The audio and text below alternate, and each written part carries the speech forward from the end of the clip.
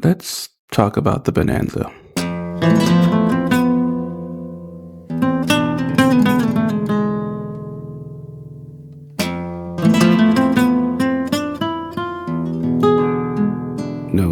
No, not that Bonanza.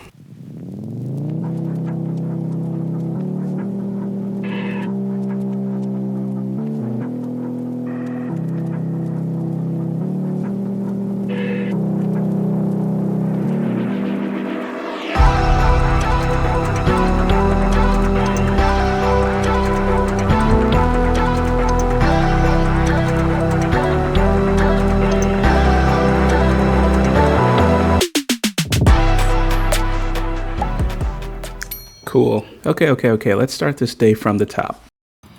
Good morning. It is the perfect day to do airplane stuff, which is supported by van stuff.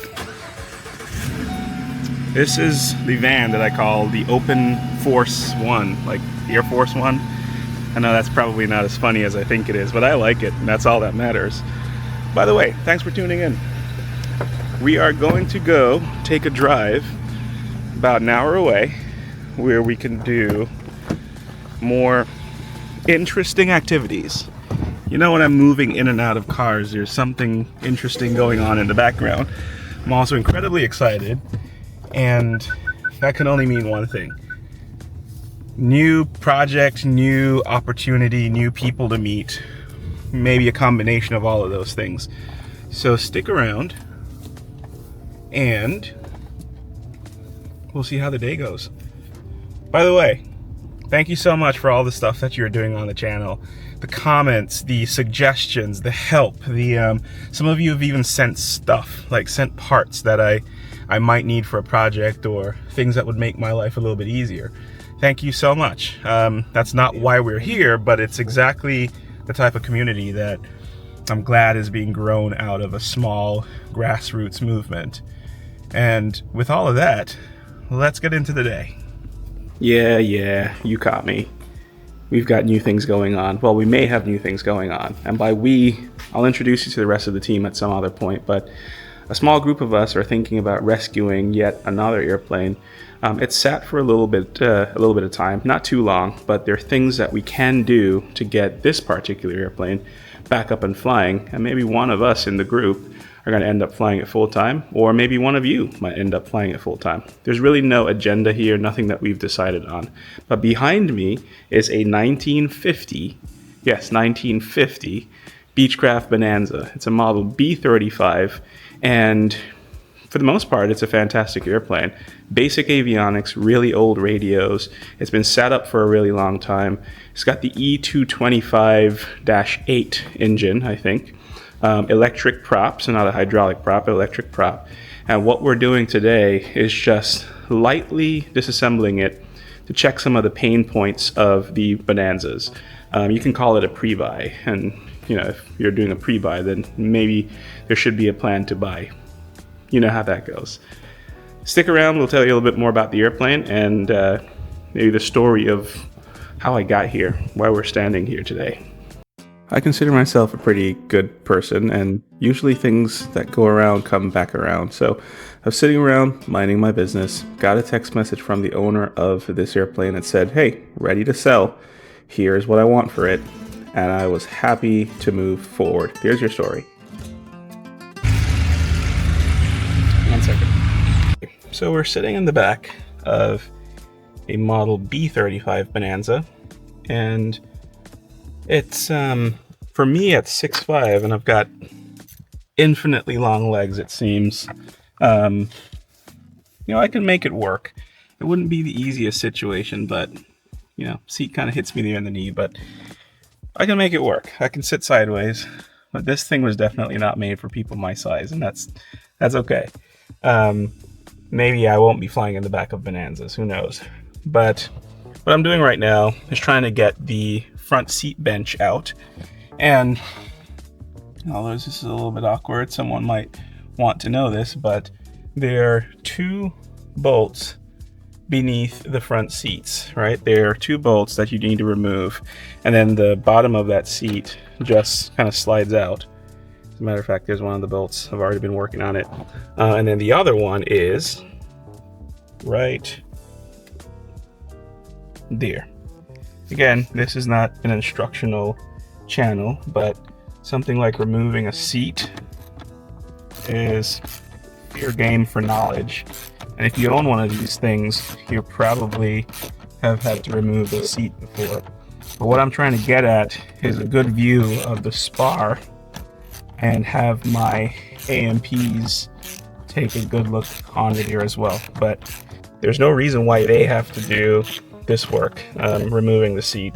When they show up, I want them doing value-added work. It's the stuff that I am not qualified to do. Anything else that can be helpful, like removing hardware, as I'm doing right now, anything else I'll try to do so that when they're here, we're maximizing the use of their time. And I get more value out of them that way. They've got families to tend to, they've got places to be, dinners to go to. I don't want to waste anyone's time. My time is my time. So here's an encouragement for you to pick that list of things that you are comfortable doing or that your AMP has said that you can do. And then dive through that list when you have an annual or maintenance work that needs to be done. Pulling the spinner off. Make sure you clock it the right way so that you can put it back on the way it came off for balance. Removing seats, removing floorboards, removing inspection panels. That kind of stuff should be fair game for a private pilot or someone who's moderately handy. But if you don't feel comfortable doing it, I mean, by all means, pay the folks to do it. But this is just my moment to get in here and get a little bit more acquainted with this airplane. And spend some time with you, of course. Which is why we're all here anyway.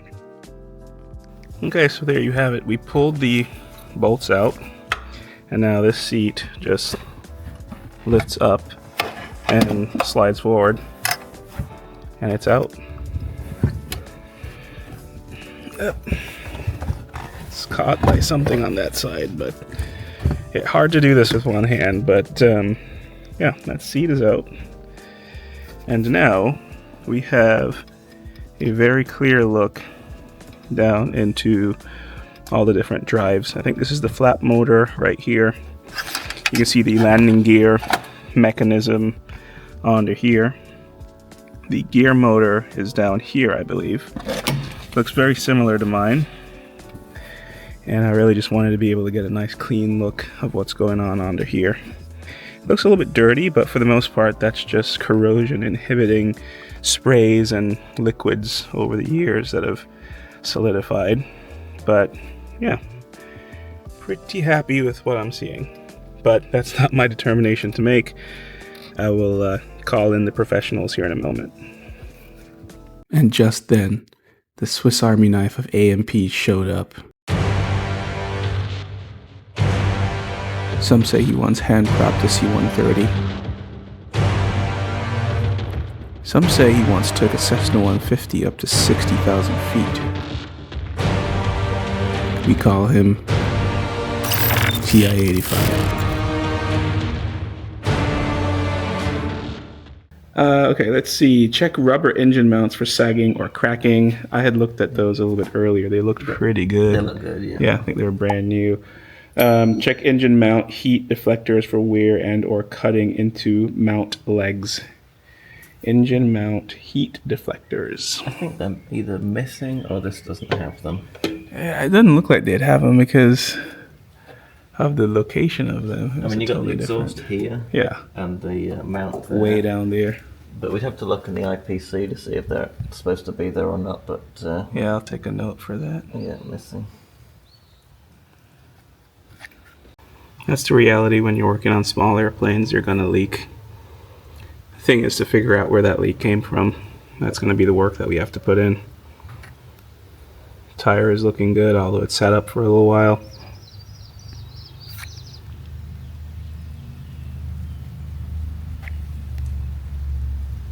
Yeah, it's looking pretty good. So clean. Someone took very good care of this thing. And it shows. Engine mounts are right there. 2 at the front, 2 at the back. Wow.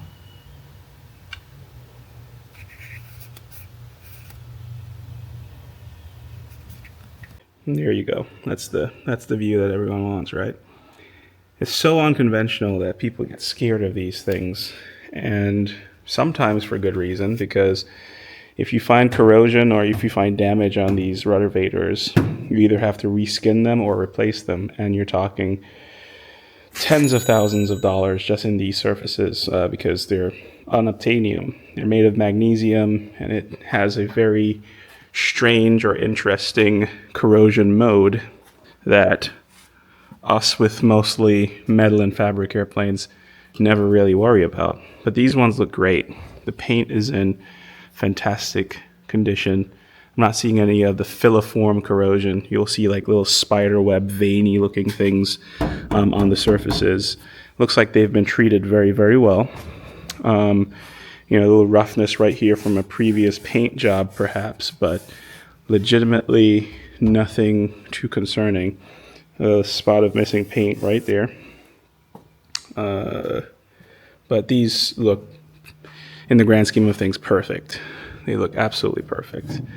The thing I'm looking at right now is there's a little bit of sideways play up, like in the lateral direction of the ruddervator.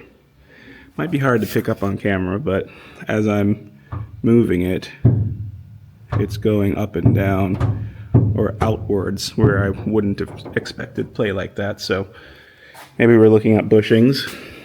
Bushings don't last forever, but for the most part, they should be pretty easy to work on. But yeah, this is just my untrained eye looking at that. We've got a side panel opened up right there, and I'm not even going to dare to put the camera in there without some light because it's very dark. But we've got control cables back here. We've got structure that we need to look at back here. I'd say normal stuff, but this is not normal for most of us that are flying Piper Cherokees and Cessna 172s. A totally different architecture back here. But we will, again, leave that up to people that know more about this stuff than I do. So I'm going to continue removing some more fittings or some more coverings on the airplane. These little bathtub covers are always worth opening up. This is where the wing bolts to the fuselage, actually. That's one of the wing bolts right there. And there should be a drain. I can't see it. I'm thinking it's plugged up. There should be a drain right there to keep water from settling in this bathtub.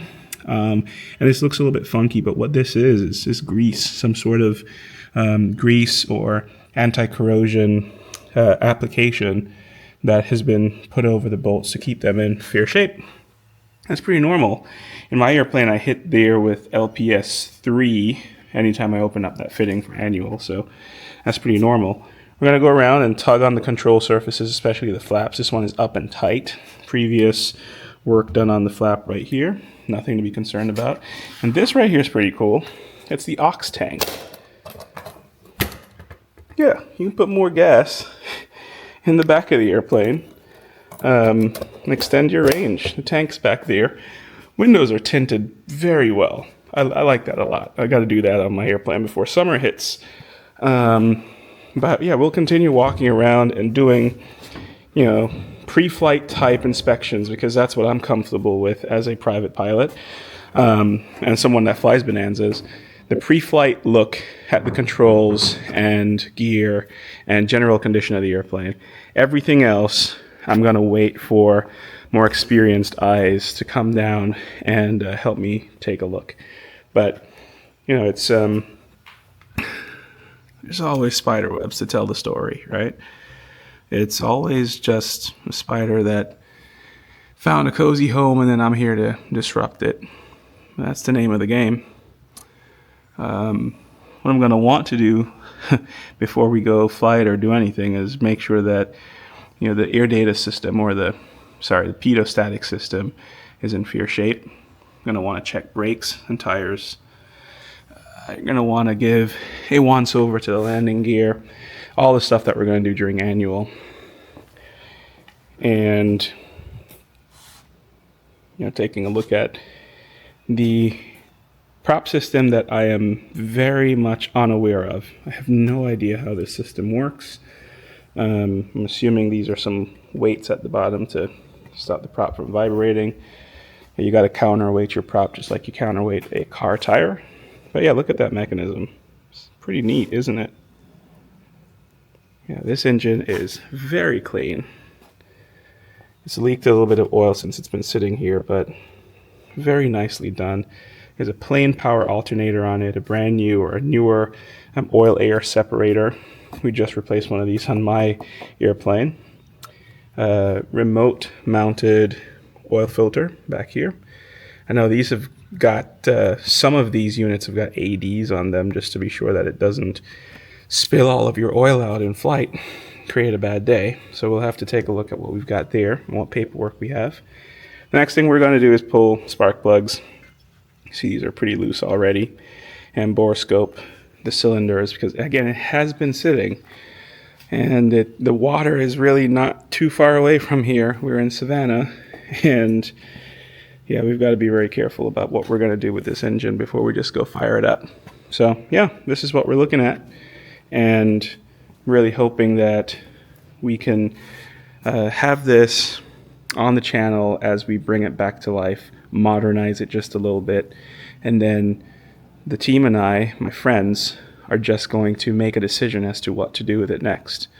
Yeah, I'm not going to give you any numbers for now because the numbers aren't settled, but this is what I'm up to. Okay, let's go rapid fire on these questions that I'm sure you have. A, how can I afford this? Well, in a future video, I'll tell you how I partnered with some people to make this possible, because partnerships are great. You don't have to do everything alone. B, where are you going to store it?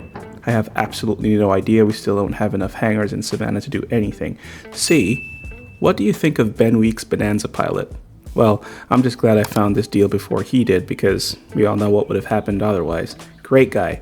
D, what is the plan for this airplane? Well, there's no plan. I'm going to look to some of you to try to help me figure out that plan, but we'll see where it goes. Let's just have fun and not have an agenda all the time. All right. Okay. Hopefully you can hear me. There's a Baron that is running across the runway. We did good things today. We're going to close up, go look at our notes, and then use the collective wisdom of the internet to figure out exactly what we're getting ourselves into. So we're maybe, I'd say, a third of the way through what we want to look at on the airplane in terms of a pre-buy, and nothing incredibly alarming, but there are some spots that we are going to have to pay special attention to, especially things in the engine compartment area that just seems like there's been something happening there before. So like I said, nothing crazy.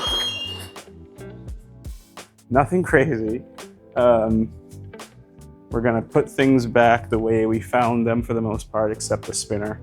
We've got to get smart on that electronic prop. It's weird. I've never seen something like that before because I'm not used to seeing them. So I'm gonna have to do some learning there. We just make sure everything's buttoned up, doors are closed. I'm gonna close that window up, and then we'll take it from there. But yeah, a pretty good start to what will eventually be the pre-buy / annual for this airplane. Borescoping has begun. I've done it, and I'm gonna hold off on telling my AMP IA friends what I saw so that we can compare notes to see if I actually saw what I thought I did. This is good for learning, good for training. So thanks for tuning in. We'll see you again next time. By the way, thank a postal service worker today. Postal delivery worker, postal service. The people that bring the mail, because nothing happens unless they show up. And we'd like them to show up on time. We also want them to stay safe. So thank one of them when they ring your doorbell the next time. Be nice. Ask them about their kids. Might make their day.